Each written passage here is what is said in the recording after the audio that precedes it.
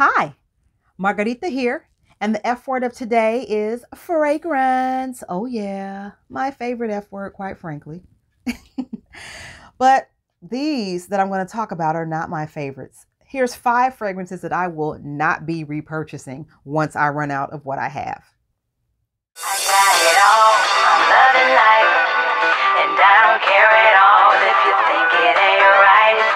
Every day, I'm feeling good, doing things others wish they could. But I'm not your ordinary dime a dozen every day, girl, on another level, miles apart in a different world. Number 1, Invite Only, Amber 23 by Killian. Now this, and actually all but one fragrance in this video is going to be decanted. I like to keep them in uniform bottles because I like the display to look nice. But I bought a full bottle of this when it first came out late last year. Last year is 2021 already. It's kind of weird saying that. But yeah, in 2021. And it's a very nice fragrance. It's very date nighty. But it smells like 2 other fragrances that I already have. Particularly Gris Charnel by BDK and Silk Style 2202 by Kriegler. So I don't need a third scent that's very similar to those. Now this is it's spicy, somewhat gourmand, kind of boozy. It's a beautiful fragrance, don't get me wrong. However, it's just a bit redundant for me. Now, of the 3 fragrances I mentioned, this one is the most affordable. So if you're looking for something comparable to Gris Charnel by BDK or Silk Style by Kriegler, then I definitely recommend this from a price standpoint. The quality is really good. It's just a bit redundant for me, and I want to make sure that I have things in my collection I'm actually going to be reaching for. So since I already have 2 that are similar, I don't need to have this in the collection. So this is Invite Only Amber 23 by Killian. Number 2, Kenzie Signature. Now, this is the 10 ml, but I actually had the big bottle, a smaller bottle, and this bottle. And I loved this fragrance so much. About maybe 2 years ago was when I first smelled it, and I just fell in love. Now, what happened is I don't dislike this fragrance. I think I've outgrown it from a nose standpoint. I've matured in the past year, especially in my fragrance journey. And when I first experienced this, it was before I really got into fragrances heavily. And so now that I've smelled what I've smelled, this just kind of pales in comparison. And there's so many other good takes on this note. Now, this is very fresh, very inoffensive, and easy. I use this as my easy reach. So like when I'm just going to go work out or run to the store real quick and I'm not going to be around anybody, I'll wear this just to have something on. I never leave the house without fragrance. It is my accessory, one of my favorite accessories. So if I just want to throw something on without any thought, this is what I would go for. Now, it's a nice tropical coconutty scent. Very nice for children. In fact, that's who I ended up gifting the bigger bottle to. And I kept this small amount for myself just to see if I wanted to keep it in my collection, and confirmed I don't. Because, again, there's nothing wrong with it. It's a beautiful fragrance, but I've just grown past it. And this is Kenzie Signature by Kenzie. Now, before I let you know what number 3 is, this may get me chewed out in the comments. This one right here is a cult classic. It is one of the most favorite fragrances ever made for most people, but not for me. I don't get the hype about this fragrance. The only reason I bought it was because it was hyped up, and I ended up selling my bottle and keeping a small decant for myself, which is what I have today. And this is none other than Baccarat Rouge 540. I know. It's arguably the most wonderful fragrance ever made. And to me, it's just, I can live without it. It's cool, but it's not groundbreaking to me. Now, when I first smelled it, I did like it. But there are so many interpretations of this fragrance. I'm over it. I think that's what it is. There's so many companies that have made dupes of this. Everybody has their take on it. And just about every fragrance is compared to this one, even if it doesn't even have the same notes. Now, this scent is really nice. But I'm over it.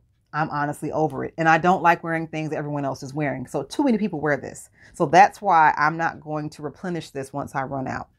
Baccarat Rouge 540. Y'all don't hate me for that.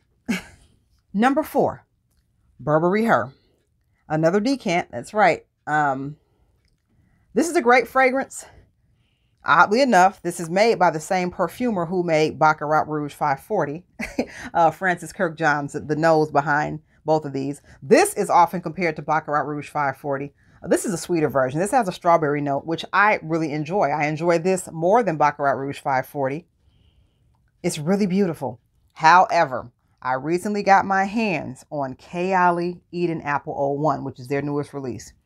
And it's better than this. It's very, very similar in my mind, but that apple note beats out the strawberry note, and it's just something about that Killian that makes me say, Burberry Herr is great, but I'm amazing. And so the reason I'll be replacing Burberry Herr is because I found something better. So I won't be getting another bottle once I run out of this small amount, because Eden Apple 01 is the new winner for this type of scent. Number 5, like number 3, is another cult classic. Everybody compares anything and everything that has a note of orange blossom and or marshmallow to this one here. Love Don't Be Shy by Killian. It's another one I'm kind of over. It's a beautiful scent. It is, but it's just a bit too sweet. And this also has a million dupes. Everybody's comparing things to this. So I like the scent a lot. Again, it is very cloyingly sweet. If you like, it smells like a creamsicle. If you know the dreamsicles, picture dreamsicle as a fragrance, and that's exactly what this is. It's orange blossom and marshmallow, basically, is what this is.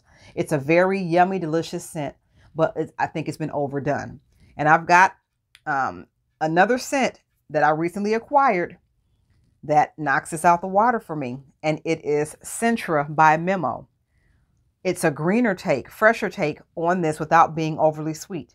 And another one I got that has similar notes that I love a bit more is Oriana by Parfums de Marly. I'll put pictures of both bottles up so that you can see what they look like. In fact, I'll put pictures of all. You'll see pictures of all the bottles because I have decants for 4 out of the 5. But that Oriana is a sweeter, just slightly more refined version of this. And the Centra by Memo is a greener, more grown up, more professional version. So with those two, the super sweet, I just left the ice cream truck version, which is Love Don't Be Shy. I don't think I'm going to replace this. I love this fragrance. I do. But I'm loving Oriana a little bit more. So Killian Love Don't Be Shy is the 5th one that I will not be repurchasing once I run out. All right. So now that you know the 5 fragrances that I'm not going to be repurchasing once I run out of them, I hope we can still be friends. I know these were some things that may have struck some chords with y'all because I named some cult classics, but it's not personal. If you love the fragrances and want to wear them, that's perfectly fine. They're just not going to be working for me anymore.